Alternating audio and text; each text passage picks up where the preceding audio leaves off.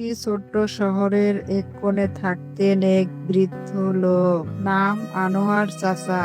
তিনি ছিলেন শান্তশিষ্ট, সদা হাস্যোজ্জ্বল একজন মানুষ। তার স্ত্রী মারা গেছেন বহু বছর আগে। তার একমাত্র ছেলে কর্মসূত্রে বিদেশে থাকতো, ফলে তিনি একাই দিন কাটাতেন। একদিন আনোয়ার চাচা হঠাৎ গুরুতর অসুস্থ হয়ে পড়েন। জ্বরে কাঁপছিলেন, শরীরে কোনো শক্তি ছিল না, রান্না করাও সম্ভব ছিল না তার পক্ষে।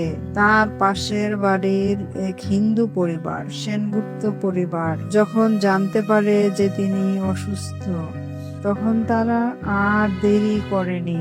মিসেস সেনগুপ্ত নিজে তার জন্য গরম খিচুড়ি বানিয়ে নিয়ে আসেন। তার ছেলে গিয়ে ওষুধ নিয়ে আসে। প্রতিদিন তারা তার খোঁজ নিত, সময় মতো খাবারও দিত, প্রয়োজন হলে চিকিৎসকের কাছেও নিয়ে যেত।